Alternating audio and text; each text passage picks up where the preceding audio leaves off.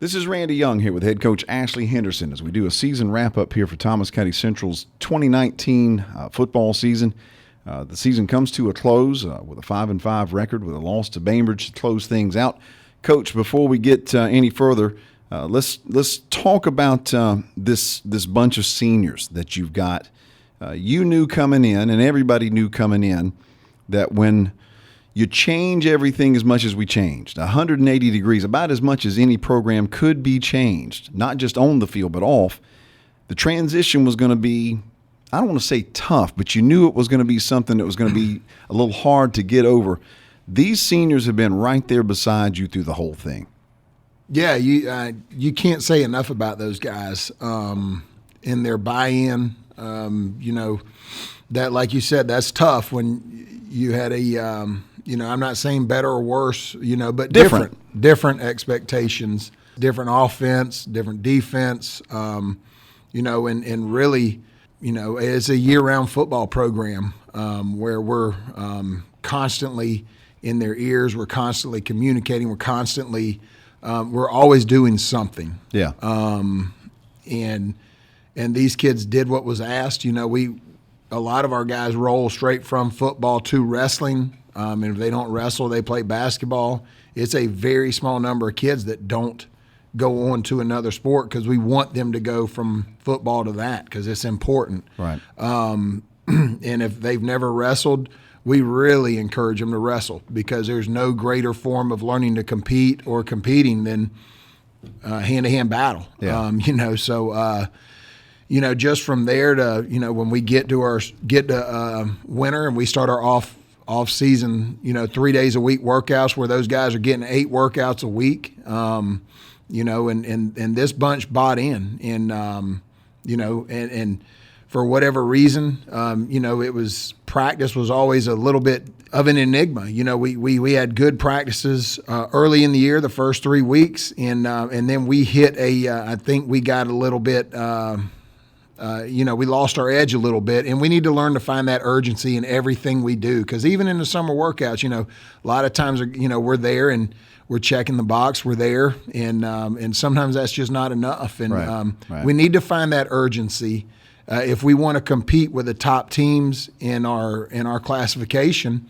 There needs to be urgency amongst everyone, the adults and the kids too. And so it's always it's got to start with the coaches and starts with me, and we got to have that same consistent urgency in everything we do, and we found it there late in the year in practices. I was bragging to you earlier.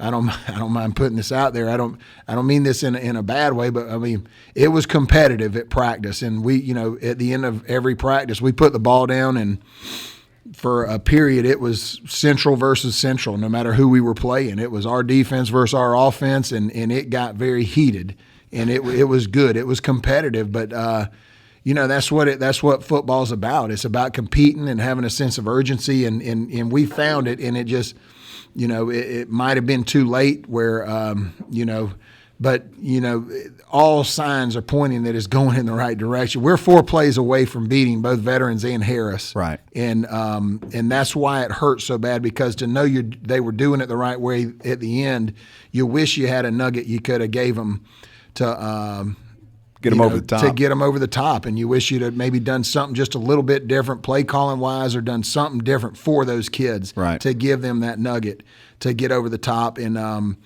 that's why it's disappointing for them, because they are such good kids, and then you start rolling through the kids you're losing there, and and the legacy they left. I met with every senior yesterday in each one of their weightlifting class and just told them, said, never grow weary doing the right things, preparing the right way for everything you do in life, and you're going to always be a winner. Yeah. And your legacy is, when you look back next year and we are rolling, because I've never been more confident in anything in my life than I am about that. Yeah. But when you look back next year and it is rolling, don't you for 1 second take for granted that you're a huge part in that, that building process. And, because these kids now know how to work for that's your legacy, because they know how to prep now, and they know what the expectation is in preparation. So, it was emotional day yesterday, taking up equipment. It's always a quiet room, but and then it becomes this: all right, what can I do for you? What are your goals? Right. Whether that's college football, whether it's military, whether it's job, whether it's college. Where do we go from here? How do we help you into your fifth quarter of your life? Right. And we got a coach. Coach Glenn helps with recruiting, and Coach Sapp, and me and Coach Tully Payne will be on them about their grades, just like we've been all the way to this point. We don't graduate them out just because they're done. So. Well, tell everybody how that's going. I mean, because the grade performance for these guys has gone off the chart. Yeah, it really has. And we are very intentional about that, about how we attack that. We attack that just like we do another team, prepping for another team. But we went from, a roster 2 years, a year and a half, 2 years ago of 66 kids to we just finished the year with 108, and 51 of them are on the 3.0 board now. So it's over half. And that first roster we picked up, I think there were 6 kids on the 3.0 board. But over half of those 51 are AB honor roll kids. So they're not just doing it; they're doing it big time. They're doing it big, and that's what we want them to do. And they're actually competing in there now. We've got an off-season program set up through some of our merit teachers of helping our kids on their test prep now, because one of the knocks on South Georgia kids is either their grades no test score or test score no grades, and we're trying to create the complete package here, along with the strides we're making in the weight room, where our kids are going to have a bunch of opportunities when they get done with us. So, we're trying to start it at an early age too. So, a lot of times if you're working your senior year to get a test score, that's late in the game. You're right. You need to have that thing ironed out by your junior year when those schools are coming through in the spring. And so, we're trying to open doors for all our guys and work for our seniors now with highlight videos and getting them out there and seeing them through graduation.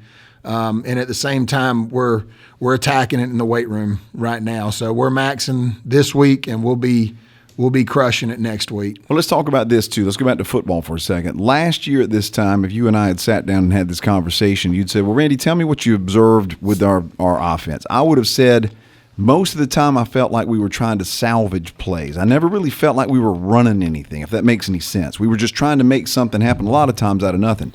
That was not the case this year. These kids they've gotten the system now. I think that light bulb seems to have come on, and that's only going to get better. Yeah, it's to me, everything starts offensively up front, and the growth those guys showed this year on the offensive line was night and day. Yeah, Coach Tully Payne does a great job with those kids. And what a lot of people don't know either, we had a lot of injuries up front this year that hurt us. But at the same time, we were blessed with that adversity, because now looking at it going into next year, we've got 5 kids coming back that have started or played significant action. So where you were looking at it at the beginning of this year, you were saying, "Ooh, we're going to have a major overhaul up front." Well, we were blessed with some adversity, and it happened in front of our eyes. And even some guys that might not have been ready were called on and thrust in there, and they did a good job for us. So excited to see where those linemen grow to. Looking out wide, we were way better at wide receiver this year. Night and day. And that starts too. The drops were probably cut in half. We were way more athletic this year, and I think that's those kids work in the weight room. And you had 2 kids, that come to mind talking out wide. We a lot of times we talk about some of the some guys that are younger that are going to be superstars, in the Hopkins and DJ Walden and those guys, but Jabias Kerbo and Zende Brooks, 2 names that come to mind where those are 2 team guys bought in 100%, worked their fannies off to get in a position that they were. Jabias was moved to every position at wide receiver and did nothing but led the team in catches with 44. You look at quarterback play. Coach Mike Owens has done a tremendous job with those guys. And, we lost one of our quarterbacks early this year, Pershawn Taylor, who is arguably he's a star for us as well, so we didn't get him back. And Kalik took the reins and made it his football team. So, Pershawn was a guy, in that quarterback room, but there's so many other things he can do for us at corner, at running back, at wide out, you name it. He's just a special talent. Right. And but at the quarterback room, the growth Kalik had. Oh my gosh. Man, Kalik's a football player, man, and I'm excited about him. We got him for another year coming back too. So Prashan will be back. Prashan's back, and he's got 2 years. Adam Hopkins is back. He's got 3 more years at quarterback / wide receiver / secondary. And a name we've kind of mentioned, Tyler Floyd, is a 9th grader. He's a wide receiver, quarterback, DB type. Aaron Witcher. You got 4 quarterbacks that really are coming into being their own right there. So Coach Owens has done a phenomenal job there with the quarterbacks offensively. And as Kalik went, we went, and that offensive line gave him time to stand up. And Bainbridge, their strength is their secondary, their skill. I'd argue that they're better this year than last year on defense.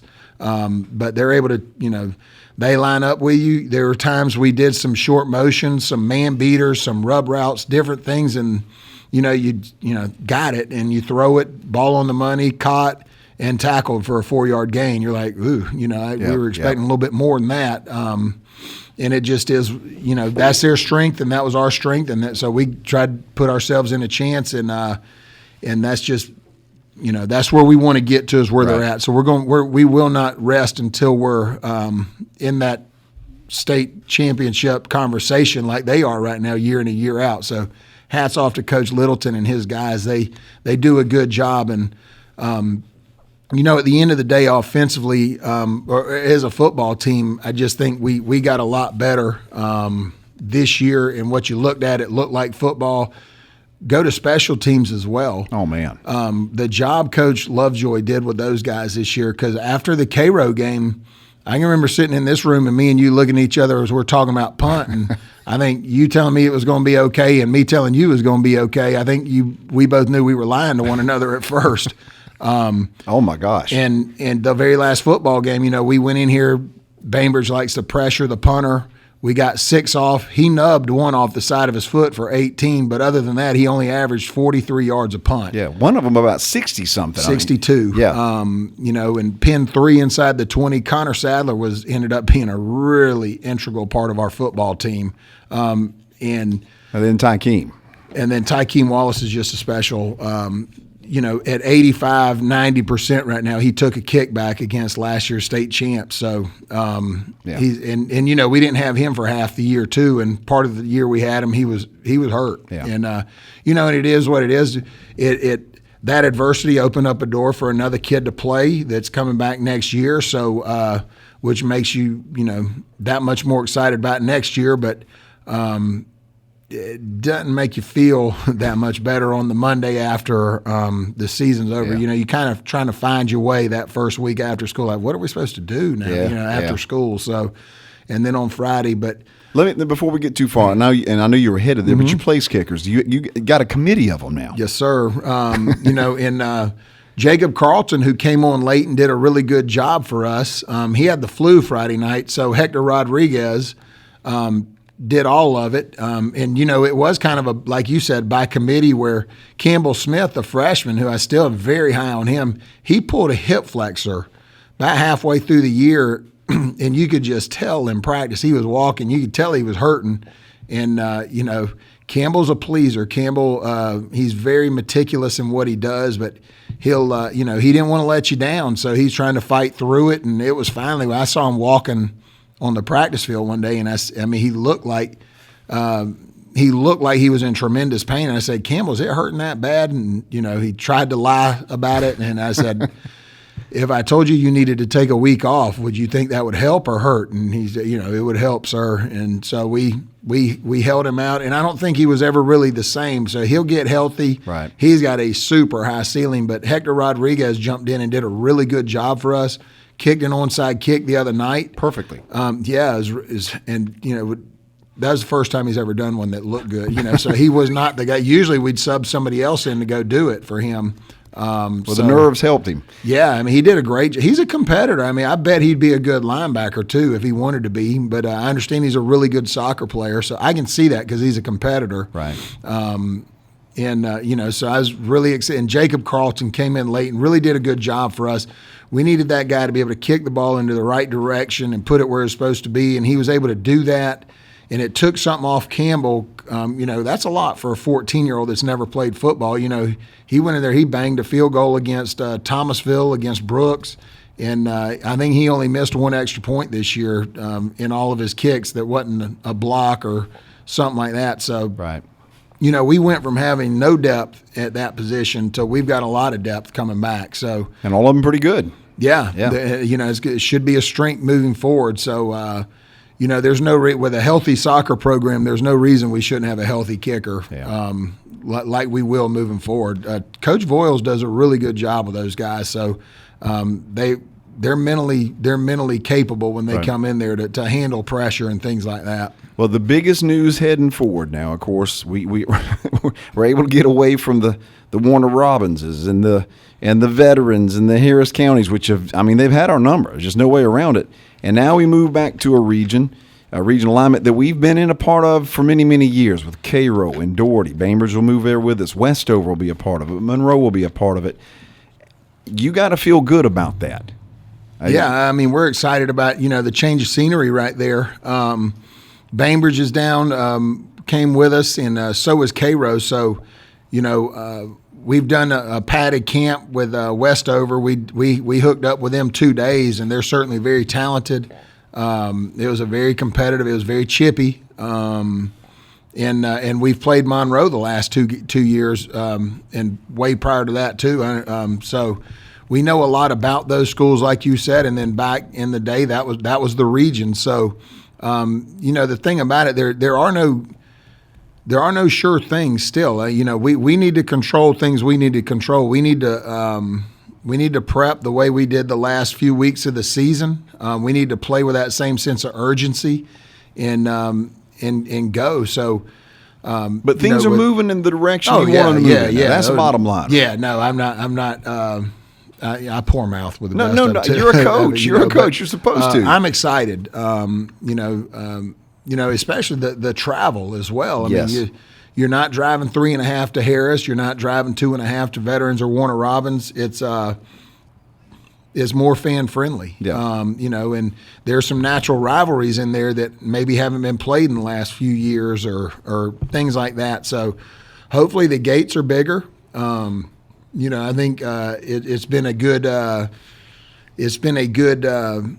Our kids know what's going on, so they know I've been in talks with some non-region games that we're looking to play up some classes in our non-region games now. We got a couple teams that we're working things out with, and obviously we'll play Thomasville, which that was the first date me and Coach Grades worked out right there. We got that one. It'll be the same week of the season it was last year, so good. We'll keep that where it was. I told him out of respect for our rivalry, we wanted to work on that date, and we'll work out from there. Right. So we got some other talks with some schools that are going to bring some fans and some natural rivalry games right there, and for us to test ourselves against teams with the same numbers or better numbers than ours, as far as where you got a team that may be two platooning and we got a handful of kids going both ways. Right. I think that's important to play teams that hit back,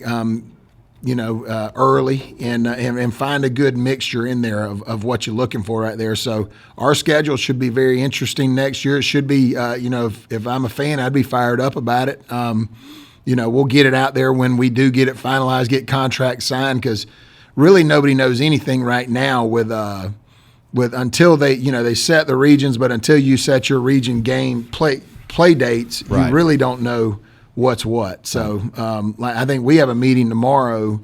I know we have a meeting tomorrow in Cairo. We're going to sit down and go ahead and figure out the region schedule portion of that, and then you work from there. So I know we won't have a region game week 2, so it was safe for us in Thomasville to hook up at that point. There you go. Well, and I know you probably want to thank our fans, because our bunch, especially on those home games, our atmosphere at that Jackets Nest is, in my opinion, second to none. Yeah, I think it's getting better. I think it was even better than last year. I'm excited about our band. I thought our band did a phenomenal job this year, and our student section they're getting better and better. As we go. I'm really, it's a lot of fun. The cheerleaders do a great job, Coach Nixon, those guys. And then you look at like you said, our fans right there. They're they're making noise. They're into the game. One way or the other. They bring an element to our game that our team feeds off of, and we will continue to. And we'll continue to play a better brand of football as we keep going and give you a reason to make some noise. So I'm super excited about it. Moving forward, the kids we have coming back, it's exciting. And they're doing it the right way. They really are, and that's the way we're going to do it. We're not going to take shortcuts. We're not gonna bend any rules. We're going to do the right thing. We're going to feed our kids. We're going to be sure they're in school. We're going to teach them to be men, and we're going to work. And we're going to get better at football, and that's how you do it. There's no shortcuts. It's only sweat equity. Gotcha. Coach, enjoy your holidays, but get back to work.